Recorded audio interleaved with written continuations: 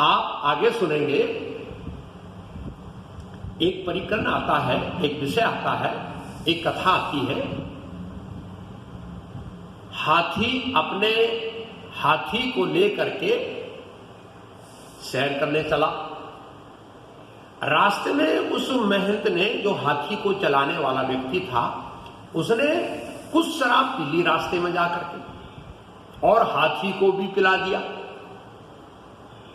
जब हाथी के अंदर में उस शराब का नशा हुआ तो वह हाथी जो ऊपर बैठा हुआ उसके भाई था, उसी को मारने के लिए अपनी सूंड को घुमाने लगा। उसने देखा कि मेरा हाथी मतवाला हो गया है, इसको ज्यादा नशा हो गया है, तो वो भाई कैसे भी उतर करके हाथी से और भागा। भागते भागते एक कुआं दिखाई दिया उनको। कुएं के अंदर में पीपल का पेड़ पैदा हुआ था।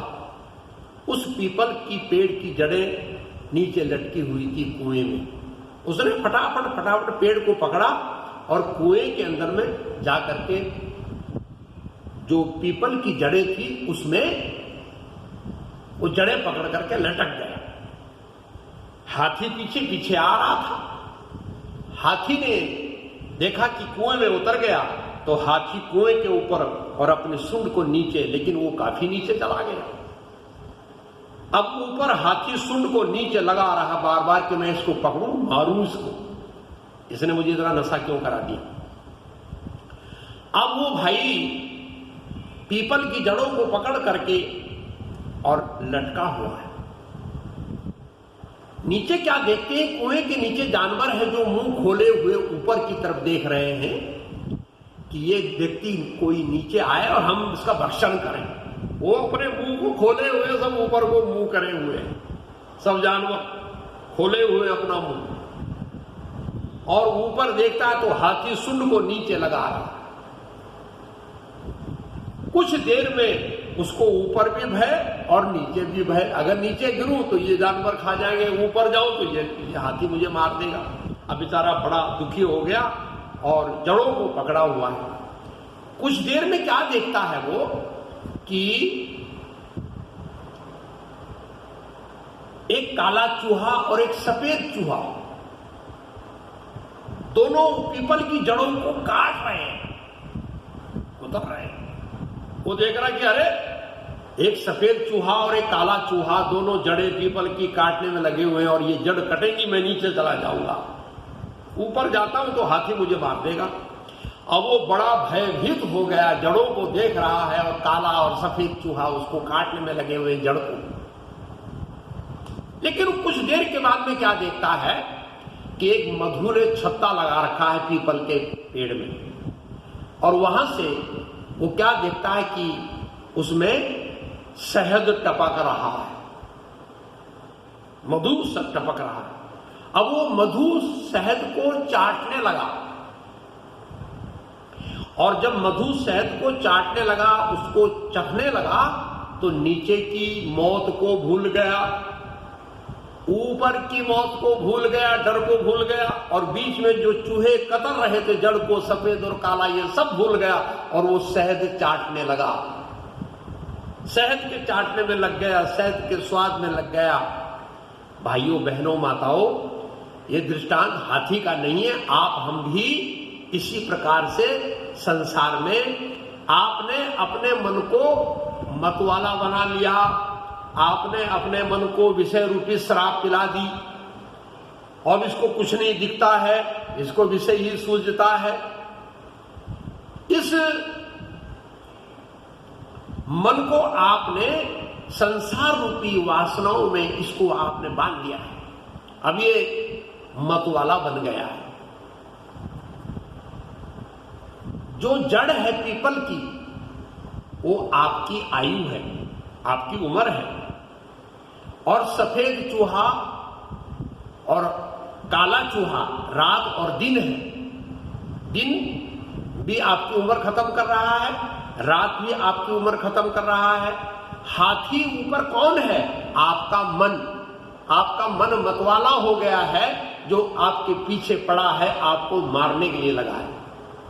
मन कहता है कि तू मुझे, अगर जीव को कहता है मन कि तूने अगर मुझे जीत लिया, तूने मुझे अपने वश में कर लिया, तो मैं तुझे बैकुंठ पहुंचा दूंगा। और अगर तुमने मुझे अपने वश में नहीं किया, मन कहता है जीव से, हम आप सब जीव हैं और मन भी साथ में है, तो मन जीव को कहता है कि तूने अगर मुझे अपने वश में कर लिया तो मैं तुझे बैकुंठ पहुंचा सकता हूं, और अगर तूने मुझे अपने वश में नहीं किया तो ना मालूम मैं तुझे कहां पहुंचाऊंगा। भाइयों बहनों, आप संसार में आए हैं और आपने अपने मन को विषय रूपी, संसार रूपी, वासना रूपी शराब पिला रखी है। यह मतवाला हो गया, आपको मारने में लगा है। यह हाथी है और कुआं क्या है? यह संसार जो है, भवसागर, ये कुआं है। इसमें जो आप जड़ पकड़े हुए हैं, आप कौन हैं? आप जीव हैं। जड़ जो पकड़े हुए हैं, आप जीव हैं, और जड़ को सफेद और काला चूहा काट रहा है। नीचे भी आप गिरेंगे। अब यहां से अगर आप इन्हीं इसमें रह गए तो आप 84 के खड्डे में गिर जाओगे। तो क्या करना है आपको? परमात्मा के नाम का सुमरण करिए। संसार में आए हैं, मन को आप देवता मानिए। मन ही देवता, मन ही ईश्वर, मन से बड़ा न कोई। मन उजियारा जब जब होए, जग उजियारा होए। मन से चाहे भाग ले प्राणी, जग से चाहे भाग ले प्राणी, मन से भाग ना पाए, तोरा मन दर्पण कहलाए। भले बुरे सारे कर्मों को देखे और दिखाए। भाइयों बहनों, आप अभी ग्रसित हैं, आप चिंतित हैं। कोरोना वायरस से आप लॉकडाउन में बैठे हुए घर में, आप नाम सुमरण कीजिए। जो भय है आपको, भय कौन है? ये भय भगवान का प्रकोप है। किसी भी रूप में भगवान किसी को नहीं मारता। आपने कहने से मैंने मारा है, वो कुछ ना कुछ बहाना जरूर लगाएगा। आपको ये तकलीफ हुई तो, आपको ये तकलीफ हुई तो, ये भगवान कभी कहता कि मैंने मारा। सूरदास जी कहते, सूरदास हरि की है लीला, तारे न टरे, रे मन धीरज क्यों न धरे। संबत 2000 के ऊपर ऐसा योग परे, पूरब पश्चिम उत्तर दक्षिण चहुं दिशि काल फिरे। अकाल मृत्यु जग माही व्यापे, प्रजा बहुत मरे। स्वर्ण फूल बन पृथ्वी फूले, धर्म की बेल बढ़े। सहस्त्र वर्ष लग सतयुग बीते, सुख की दशा फिरे। काल ब्याल से वही बचेगा जो हंस का ध्यान करे। सूरदास हरि की यह लीला, तारे न टरे। ये हरि की लीला है। ये कोरोना वायरस क्या है? ये भगवान का नारायण अस्त्र है।